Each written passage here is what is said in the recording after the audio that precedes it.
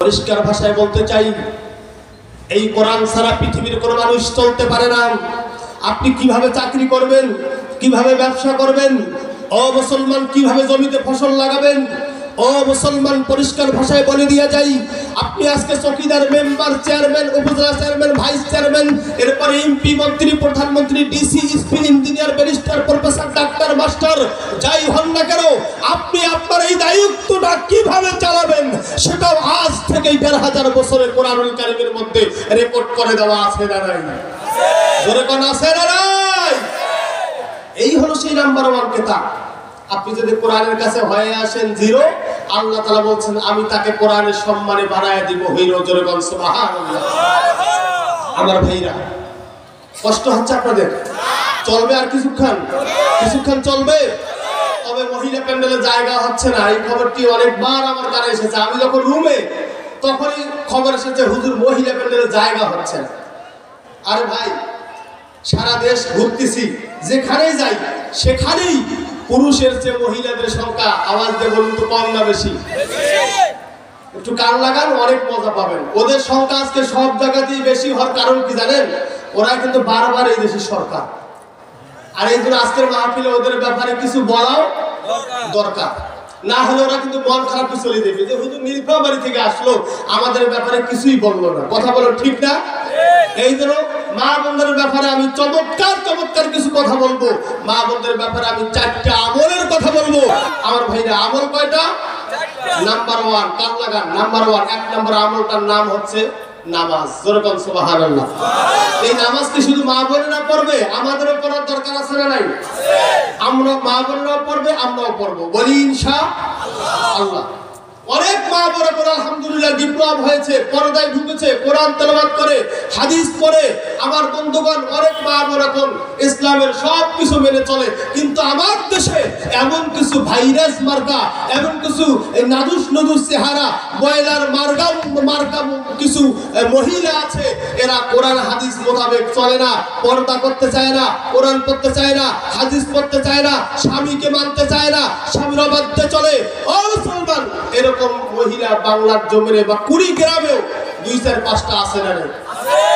আছে মানে আছে। আপনি বললেও আছে, না বললেও আছে। কথা বলেন ঠিক না ঠিক? এই জন্য মা, আজকে বাংলাদেশের কিছু মহিলা আছে, এরা শুধু সদা সর্বদা ব্যস্ত থাকে ভারতের এই পচা চ্যানেল, ভারতের এই নোংরা চ্যানেল, স্টার জলসা আর জি বাংলা নিয়ে। কথা বলুন, কথা ঠিক না ঠিক? এরা যে ভারতের এই পচা চ্যানেল, স্টার জলসা আর জি বাংলা, এরা যে কি পাইছে তাকে তো শয়তানে জানে। কথা বলুন, কথা ঠিক না ঠিক? এই জন্য মা বোনদের ব্যাপারে আমি ছোট্ট একটা গান লিখেছি। গানটা কি শুনবেন? এই কয়জন শুনবেন, তাহলে বাকিগুলো কানের মধ্যে টেপ লাগাই দেন, সবাই শুনবেন। কিয়ামতের আলামত এসে গেছে, তাই তো নারী ঘর ছেড়ে রাস্তায় নেমেছে। কথা বলুন ঠিক না বেঠি? নামাজ পড়ে না, পর্দাও করে না, একই যুগ আজ এসেছে। কিয়ামতের আলামত এসে গেছে, তাই তো নারী ঘর ছেড়ে রাস্তায় নেমেছে। কথা বলুন, কথা ঠিক না বেঠি? শুধু কি তাই? হাট বাজারে মার্কেটে যান, সবখানেতেই নারী। কেউ ভাই আবার সেজে গুজে করছে দোকানদারি। পিছনে ভাইরা জোরে কথা ঠিক না ঠিক? হাট বাজারে মার্কেটে যান, সবখানেতেই নারী। কেউ ভাই আবার সেজে গুজে করছে দোকানদারি। ওরে সবখানেতে আছে নারী, কেউ বা চালায় হুন্ডা গাড়ি।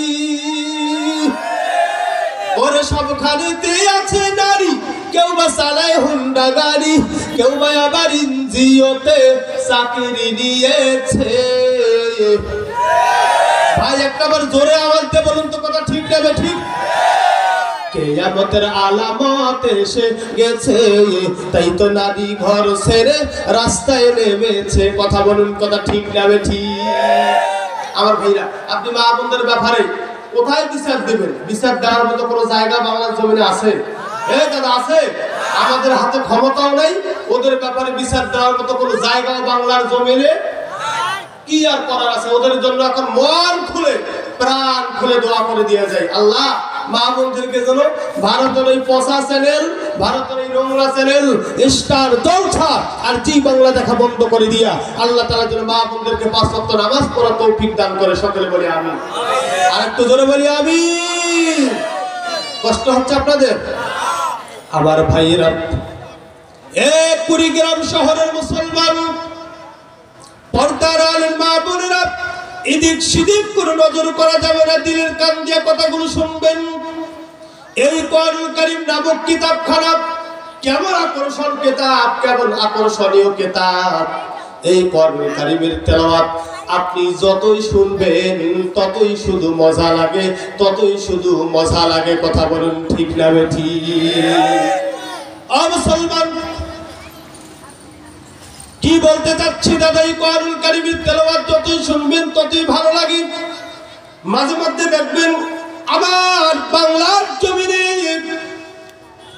কিছু শিল্পী অথবা কিছু নায়িকা দেখবেন কিছু গান মাঝে মধ্যে ভাইরাল হয়।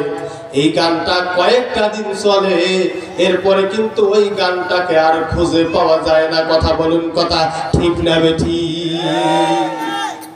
আমার দেশে একজন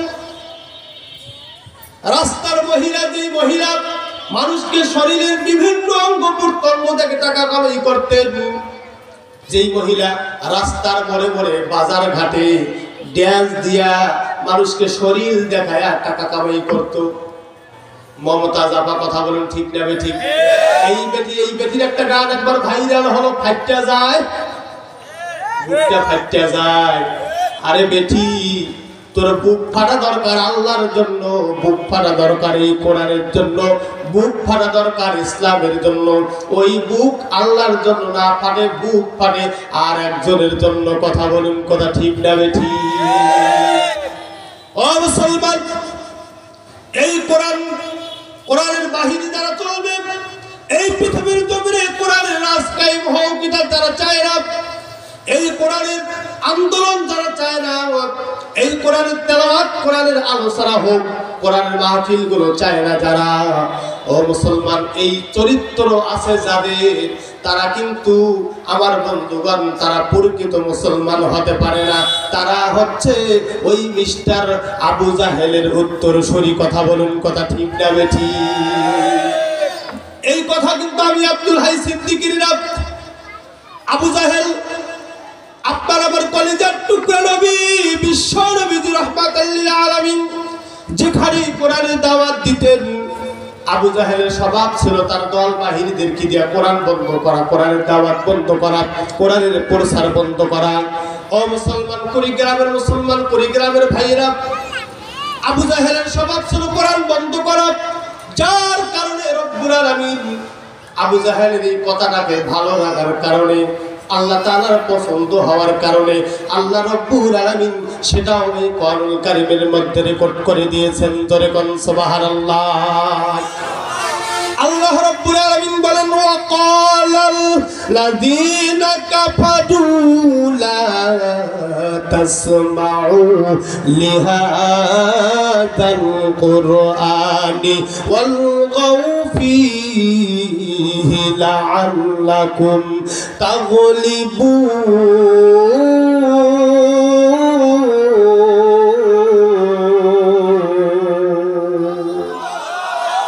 জোরে কি বলা যাবে না? আল্লাহু আকবার। ও মুসলমান, তাদের স্বভাব ছিল, কাফিরদের স্বভাব ছিল কোরআনুল কারীমের মাহফিলে 140 জারি করা। আজও কোরআনের মাহফিল না হোক, বন্ধ হয়ে যাক, এক শ্রেণীর মুসলমান এটা চায় না। এরকম মুসলমান বাংলাদেশে আছে না? না, একদিন মরবি না, আল্লাহর ফেরেশতারা অপেক্ষা করতেছে। কোরআনের বিদ্যাচরণ করে, আলেম ওলামাদের বিদ্যাচরণ করে, মসজিদ মাদ্রাসার বিরোধিতা করে, এরকম নামধারী মুসলমান যারা নিজেকে মুসলমান দাবি করে, মনে করে আমরা গরুর গোশত খাই, আমরা মুসলমান, এরপরে মনে করে আমরা ছোট্ট বাচ্চা আমরা কাটছি, আমরা মুসলমান। এমন রকম কুকম এমন কিছু মুসলমান করে, আপনি যতই গরুর গোশত খান আর যতই চামড়া তো দূরের কথা, গোড়া শুনায় কাটলেও মুসলমান না। কথা বুঝে থাকলে বলুন না, ঠিক না বেঠিক? এমন অকাম করে, এরকম মুসলমান বাংলাদেশে আছে না নাই? আল্লাহর ফেরেশতারা অপেক্ষা করতেছে, আয় দড়ি ছেড়ে দেওয়া আছে, খেলা কার? যেরকম খেলা কার? আয়, মরবি না? আল্লাহর ফেরেশতারা বল, জাহান্নামের ফেরেশতারা খালি অপেক্ষা করতেছে, আয় সামান্য একটু ক্ষমতা পেয়ে, কয়টা টাকার মালিক হয়ে, একটা চাকরির মালিক হয়ে, কয়টা ব্যবসা প্রতিষ্ঠানের মালিক হয়ে আলেমদের বিরোধিতা করেছিস, মুসলিম মাদ্রাসার বিরোধিতা করেছিস, সামান্য একটু ক্ষমতা পেয়ে আলেমদেরকে মিথ্যা মামলা জেলে ঢুকাইছিস। আল্লাহর জাহান্নামের ফেরেশতারা অপেক্ষা করতেছে, ওয়েট করতেছে, আয় তুই মরবি না, খেলা হবে, খেলা হবে। কথা বলুন, বুঝে থাকলে কথা ঠিক না ঠিক? আমার ভাইরা, এই মুহূর্তে বুঝে থাকলে বলুন তো, আল্লাহ তাআলা যে জান্নাতের বাগানে আপনাকে আমাকে কবুল করেছেন, তিনি কে? আল্লাহ তাআলা ইচ্ছা করলে এই কুড়িগ্রাম শহরে মেডিকেল নাই, আছে না নাই? আল্লাহ তাআলা ইচ্ছা করলে আপনাকে আমাকে একটা রোগ দিয়া, যে কোনো একটা রোগ দিয়া রোগী বানায়া ওই মেডিকেল ক্লিনিক হাসপাতালের বেডে শোয়ায় রাখতে পারতো। এই ক্ষমতা আল্লাহ তাআলার মনে হয় এখন আর নাই।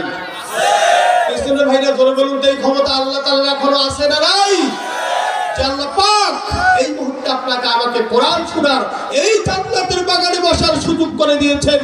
ও মুসলমান, আল্লাহ তাআলা ইচ্ছা করলে আপনাকে আমাকে এই মুহূর্তে চুরি টাকা দিয়েছেন, তেরা হাজারি ধর্ষণ, জেনাবে বিচার, জুলুম, নির্যাতন, বিভিন্ন কর্মে রাখতে পারতো। কিন্তু আপনি আমি দেখেন কত ভাগ্যবান, আপনাকে আমাকে বাছাই করে, যাচাই করে এই মুহূর্তে জান্নাতের বাগানের ভিতরে বসার জন্য কবুল করেছেন। একটু জোরে কি বলা যাবে না? আল্লাহু আকবার।